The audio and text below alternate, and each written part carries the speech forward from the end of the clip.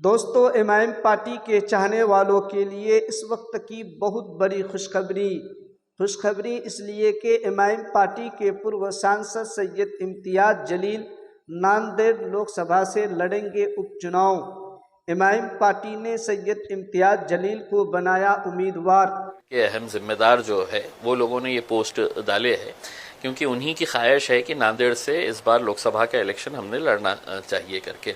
नांदेड़ हमारे लिए एक बहुत इम्पॉर्टेंट सेंटर है, वहाँ पे मजलिस को बहुत मकबूलियत मिली थी, बहुत अच्छा लोगों का प्यार मिला था जब महाराष्ट्र में पहली मर्तबा मजलिस आई थी। सबसे ज़्यादा कॉरपोरेटर्स हमारे नांदेड़ में ही हुआ करते थे। उसके बाद विधानसभा के भी इलेक्शन हमने लड़े हैं और इस बार जब बाई इलेक्शन होने जा रहा है महाराष्ट्र के अंदर इकलौता एक लोकसभा की सीट का नांदेड़ के अंदर, तो वहाँ के लोगों की ख्वाहिश है कि नहीं, हमने इस बार मैदान के अंदर उतरना चाहिए। एक तरीके से अगर देखा जाए तो लोगों के अंदर एक बहुत नाराज़गी है, चिढ़ है कि पूरे महाराष्ट्र के अंदर इकलौता एक मुस्लिम एमपी था। उसको हराने के लिए जिस तरीके से राजनीतिक साजिशें की गई है, पैसे का इस्तेमाल किया गया है, तो अब लोगों के अंदर उस चिढ़ को देखते हुए कहीं ना कहीं ऐसा लग रहा है कि नहीं, इम्तियाज़ जलील ने इलेक्शन लड़ना चाहिए करके, तो हम उतरेंगे मैदान के अंदर, किस्मत आजमाएंगे। दो ही चीज़ हो सकती है, या तो आप हारते हैं या जीतते हैं, देखेंगे। ओवैसी साहब ने आप पर भरोसा रखकर आपके ऊपर ही सौंपा है कि आप कहाँ से लड़ेंगे, तो आपने वही माहौल क्यों चुनाया, वही विधानसभा का गढ़ क्यों चुना? देखिए, लोकसभा की एक ही बाई इलेक्शन की सीट आई है। वहाँ के जो सिटिंग एमपी है उनकी डेथ के बाद ये बाई इलेक्शन होने जा रहा है। अगर कोई और उससे बेहतर अगर होती कॉन्स्टिट्यूएंसी तो वहाँ पर विचार करे होते, लेकिन चूंकि इकलौती एक सीट है और जैसा मैंने आपको बताया है कि मजलिस का और नांदेड़ का एक बहुत पुराना रिश्ता रहा है, हमारा बहुत अच्छा ऑर्गेनाइजेशन सेटअप है वहाँ पर, तो हमने नांदेड़ के अंदर जाने का फैसला किए है। आप और जरांगे की मीटिंग हुई थी, वहाँ पर कुछ अहम मुद्दों पे चर्चा हुई, तो कौन से मुद्दे थे और उसके बाद आपने ये ठान लिया कि हमें वहाँ से लड़ना है? देखिए, मैं जरांगे पाटिल साहब से पहली मर्तबा मिला हूँ ऐसा नहीं है। जब उन्होंने अपना आंदोलन शुरू किया था उस वक्त भी मैं उनके गांव गया था। यहाँ पे जब वो एडमिट थे तो 2 मर्तबा मैं हॉस्पिटल जाके उनसे मुलाकात की थी। और इस बार यकीनन जब इलेक्शन के करीब अगर राजनीतिक पार्टी के लोग अगर एक दूसरे से मिलते हैं तो कोई मौसम के बारे में चर्चा नहीं करते हैं। नेचुरल है कि पॉलिटिकल उसके ऊपर ही चर्चा और जो सोशल माहौल जो चल रहा है महाराष्ट्र के अंदर, इसी के बारे में चर्चा हुई होंगी उसमें, और हमने करे है।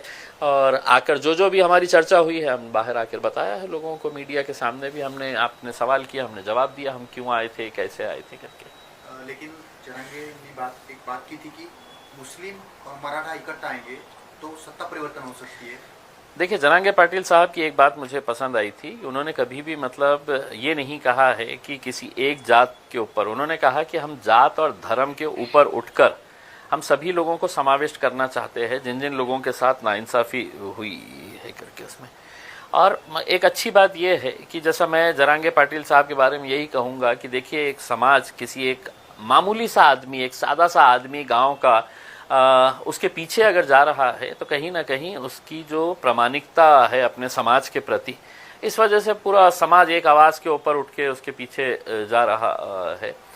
तो यकीनन अब हमारी भी सोच यही है कि जितने भी एस्टैब्लिश पॉलिटिकल पार्टीज़ और एस्टैब्लिश्ड नेता है महाराष्ट्र, लोग हैं तो उनका चेहरा भी नहीं देखना चाह रहे हैं उसमें। आप खुद देखिएगा, अभी जो हुकूमत के अंदर बैठे थे, लोगों ने वोट किसको दिया था, हुकूमत में वो जाके किसके साथ बैठे हैं, किसके साथ दोस्ती कर लिए, किसके साथ गले मिल लिए है करके, तो लोगों का विश्वास अब राजनीति के ऊपर से ही ख़त्म होता जा रहा है। तो उनको एक ऑल्टरनेट देने के लिए हम सोच रहे हैं क्यों ना एक नया एक समीकरण तैयार किया जाए करके। सिटी का क्या माहौल है, क्योंकि अपने यहाँ पर जो कैंडिडेट्स है एमआईएम की ताकत यहाँ पर अच्छी है, उसके बाद कहाँ पर कौन से उम्मीदवार देंगे, इस तरह से क्या? चलिए, शुक्र है आपने माना तो सही है कि एमआईएम की ताकत यहाँ पर अच्छी है, अच्छी ही नहीं है बहुत अच्छी है यहाँ पे, और हम पूरी मजबूती के साथ लड़ेंगे जहाँ जहाँ पर भी लड़ना है।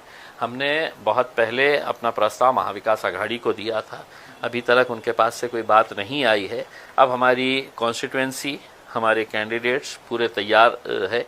अब हम इंतज़ार कर रहे हैं, या तो आप साफ तरीके से बोल दे हाँ या ना। हाँ बोले तो भी हमारी स्ट्रेटजी तैयार है, ना बोले तो भी हमारी, आप अपनी ताकत दिखाना, फिर हम हमारी ताकत दिखाएंगे। पूर्व मध्य से कुछ नाम सामने आ सकते हैं आपकी तरफ से? हाँ, पूर्व मध्य से आएंगे ना, बहुत सारे लोगों ने फॉर्म भरे हैं, बेहिसाब लोगों ने फॉर्म भरे हैं, उसमें से किसी एक का नंबर लगेगा उसमें। या आप दोनों जगह से लड़ेंगे? हो सकता है, मैं तो क्लियर कहा हूँ ना। अगर मेरे कायद बैरिस्टर असदुद्दीन अवैसी साहब ने कहा कि नहीं सिर्फ लोकसभा लड़ो तो लोकसभा लड़ेंगे, उन्होंने कहा नहीं विधानसभा ही लड़ो तो विधानसभा लड़ेंगे, उन्होंने कहा कि दोनों जगह लड़ो तो दोनों जगह लड़ेंगे, और उन्होंने कहा कि नहीं दोनों जगह मत लड़ो, तुम लड़ो ही मत, तो नहीं लड़ेंगे।